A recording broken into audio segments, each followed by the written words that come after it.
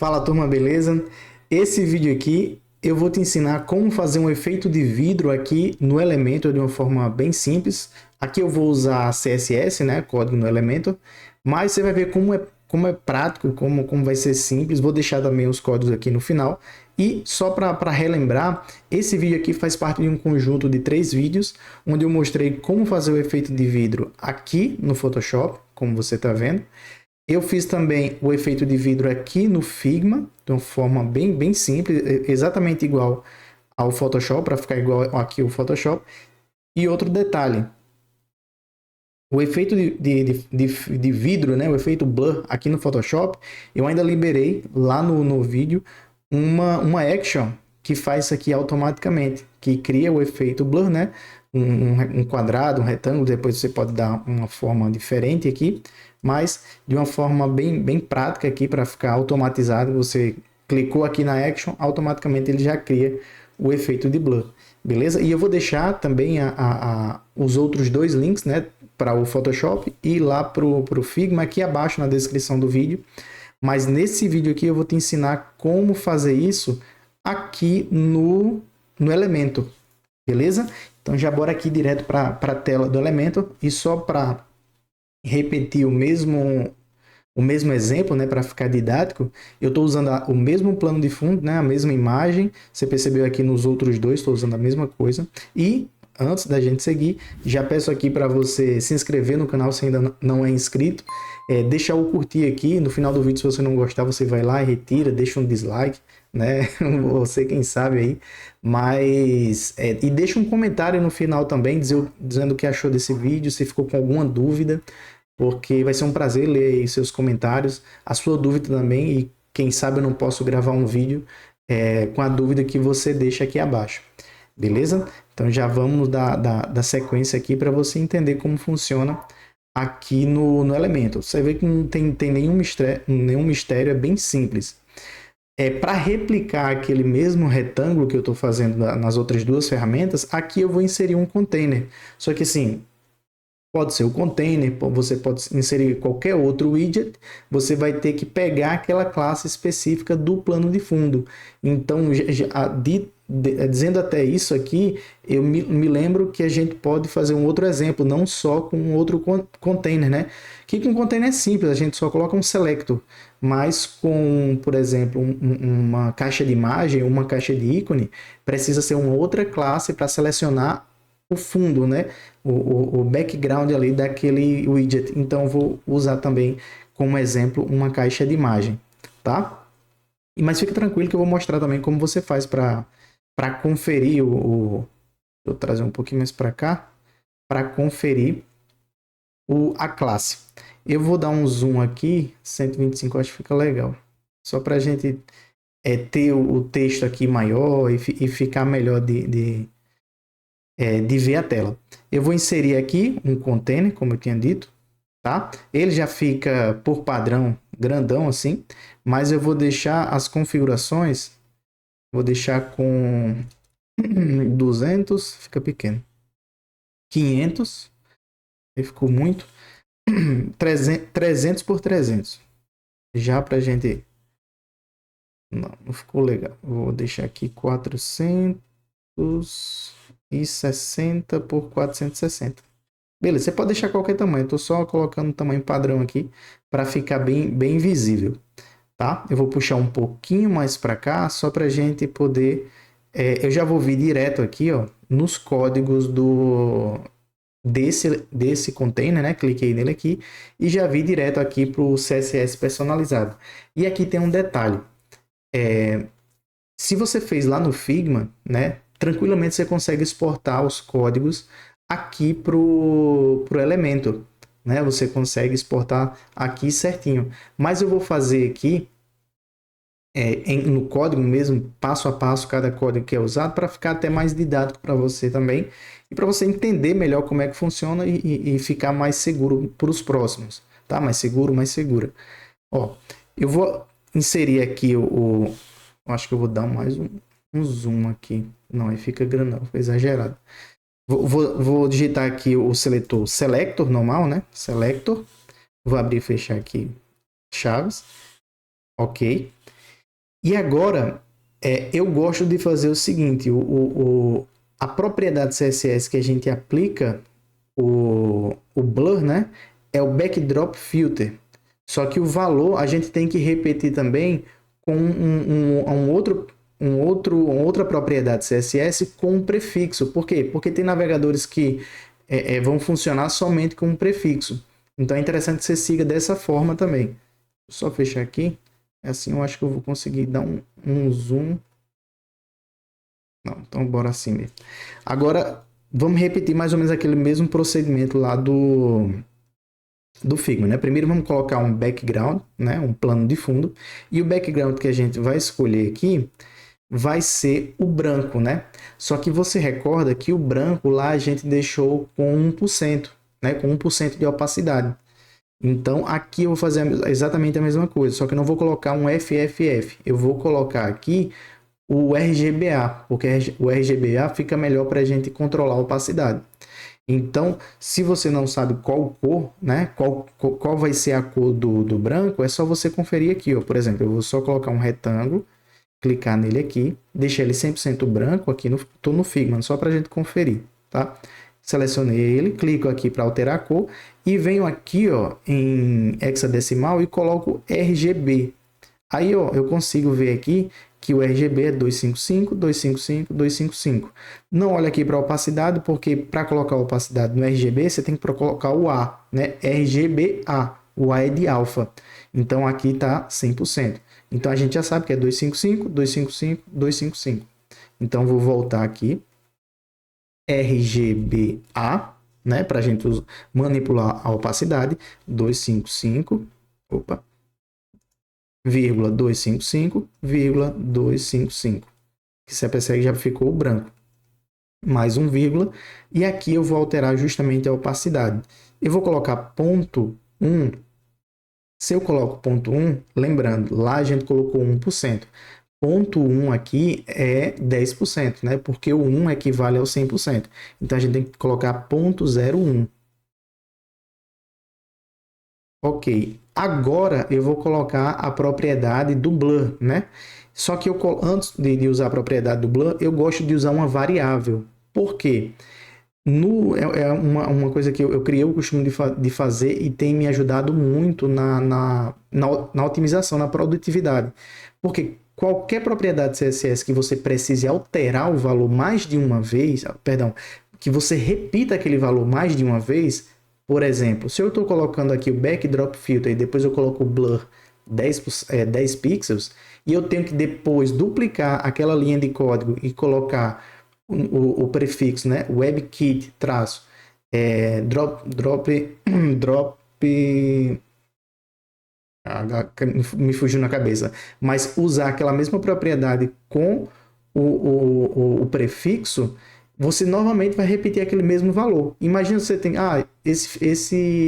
essa quantidade de blur aqui não deu certo, vou usar 40 pixels. Aí você coloca 40, 40, você altera nos dois. Né? Isso assim você vai repetindo as alterações, lembrando que você está usando duas vezes a mesma coisa. Então, cria uma variável para aquele valor, então você só vai precisar alterar uma única vez, sem precisar alterar duas vezes sempre que você precisar de um novo valor.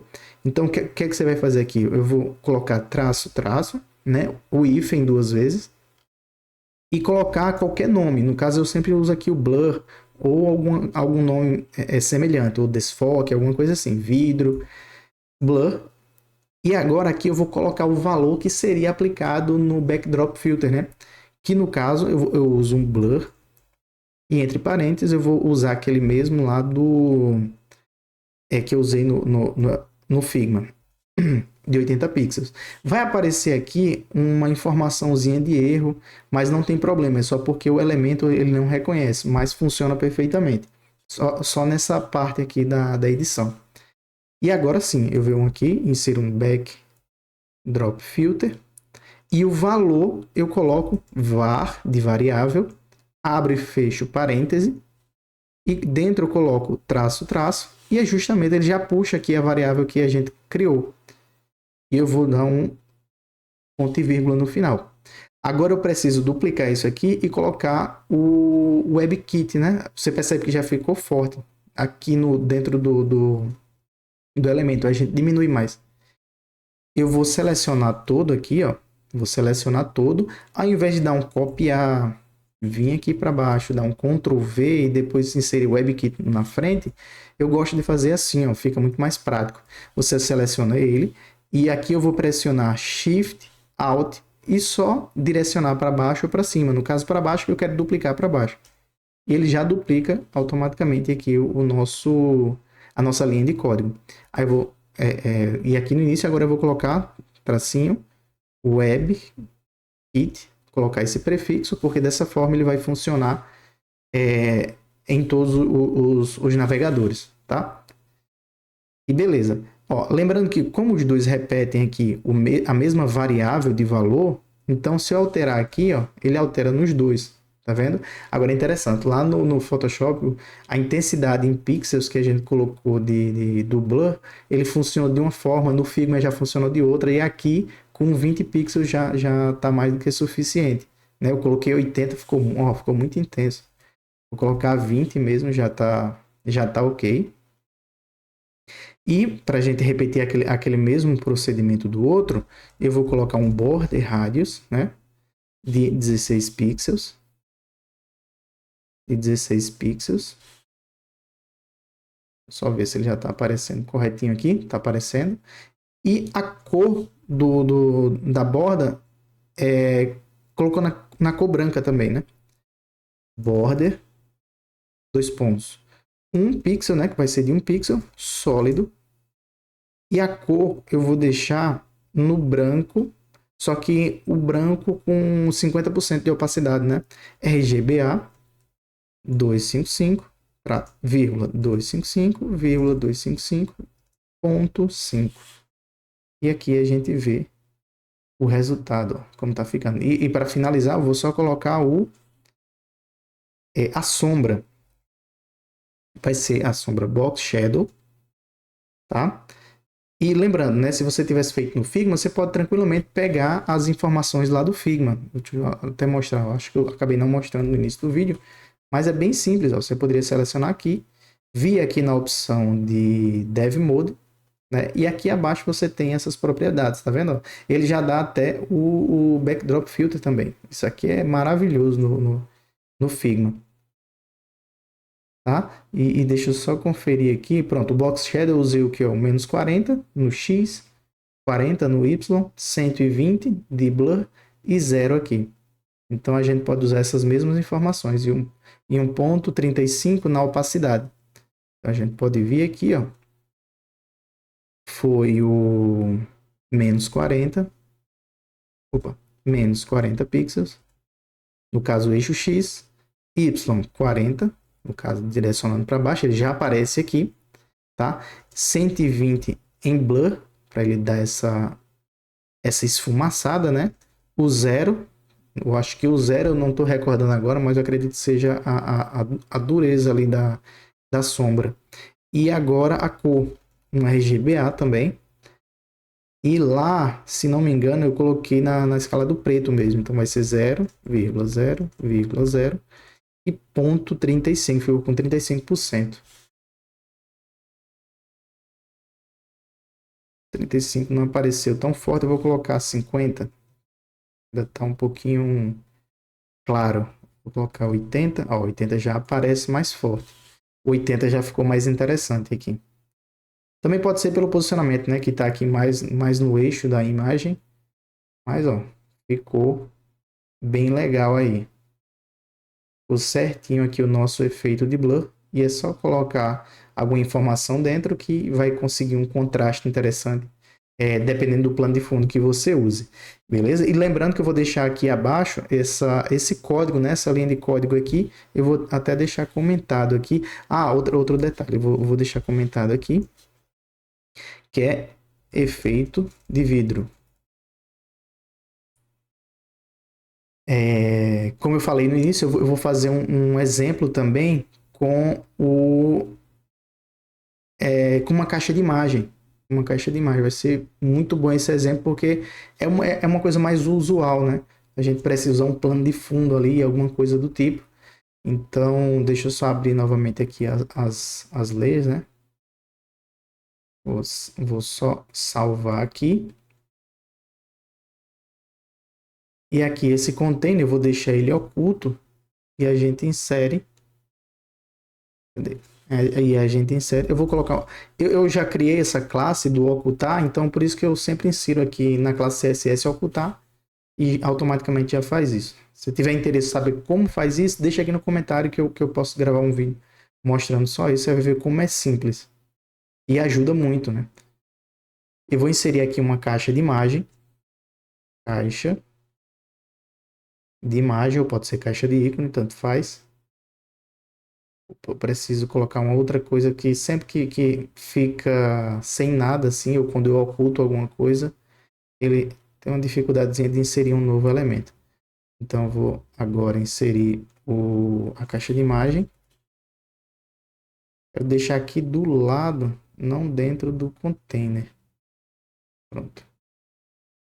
Qualquer coisa, se ficar ruim, você joga dentro mesmo aqui, só que nas camadas, né, no navegador, você arrasta e tira de dentro do outro container. Pronto, tá aqui. Eu vou só já ajustar o tamanho dele para ele ficar certinho aqui, mais ou menos assim. E beleza. Aqui o que é que a gente vai fazer? Eu já sei de cabeça qual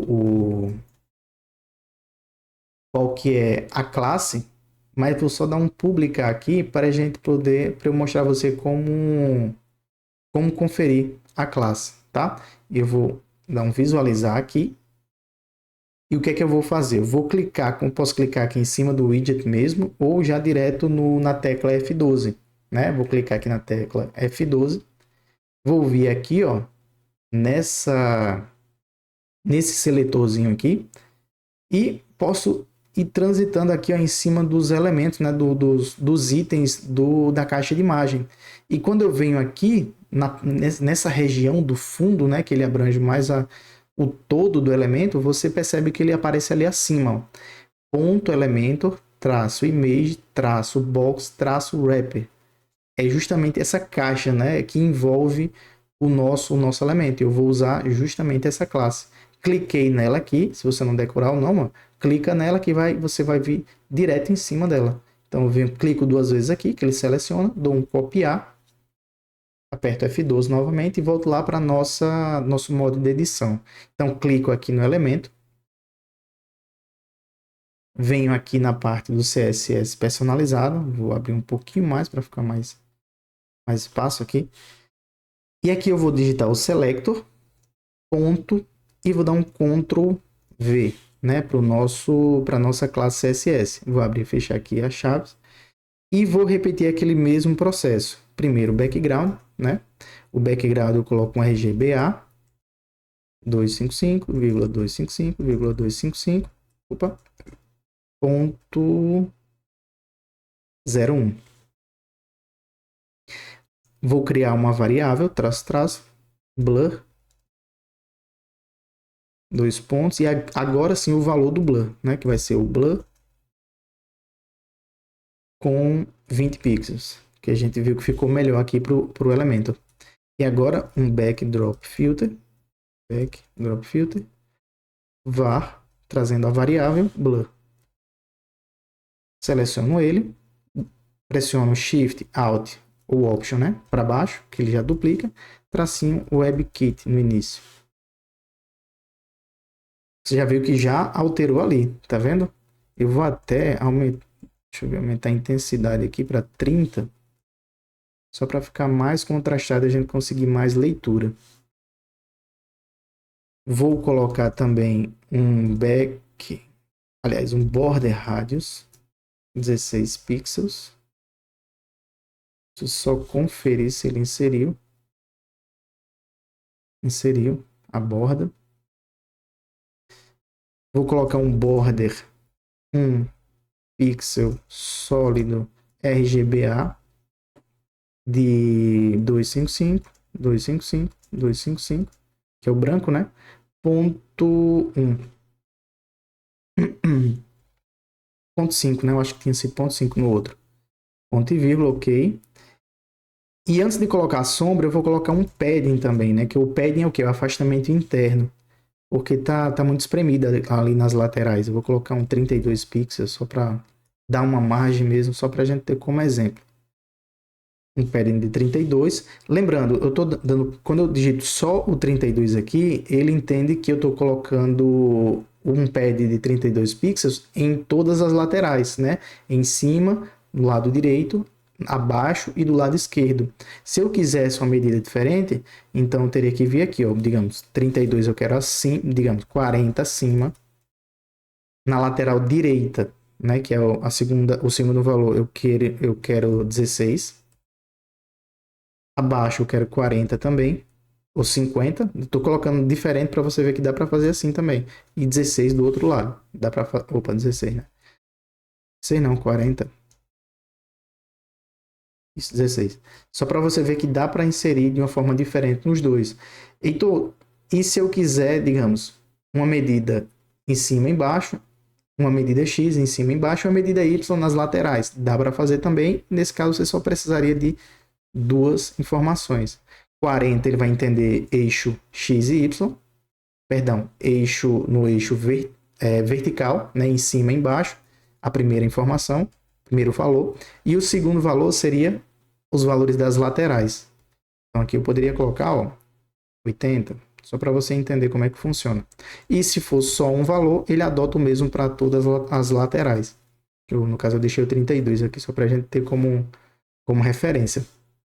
E o box shadow, que é a sombra, né, a sombra projetada, eu vou colocar a mesma medida lá do outro, que foi 40 pixels, menos 40 pixels, na verdade, menos 40 pixels, que é o quê? Voltando para a esquerda no eixo X, 40 pixels, 120 de blur e um zero aqui na dureza, e a cor foi RGBA 0, na escala de preto, né? 0, 0, e foi 0,5 ou foi 0,8. 0,8. E fica um efeito muito legal também para você usar com a caixa de imagem, né? Caixa de ícone. Só lembrando que você precisa sempre conferir ali qual a classe específica que vai pegar o fundo daquele widget. Beleza? Então, só lembrando, esse vídeo aqui ele faz parte do conjunto de 3 vídeos que eu ensino como criar um efeito de vidro, né? O blur aqui no Elementor, como você está assistindo agora, lá no Figma e também no Photoshop. Vai ficar o link dos outros 2 vídeos aqui na descrição do vídeo. E só para relembrar aqui, se inscreve no canal se ainda não for inscrito, deixa um comentário abaixo aqui, se você gostou do vídeo, se você já deu o curtir aí, eu já agradeço. E deixa um comentário também com uma sugestão de temas para os próximos vídeos, ou uma dúvida que você tenha tido aqui nesse vídeo em específico, que vai ser um prazer ler sua dúvida e quem sabe gravar um novo vídeo tirando a sua dúvida. Beleza? Um grande abraço, fica com Deus e até a próxima.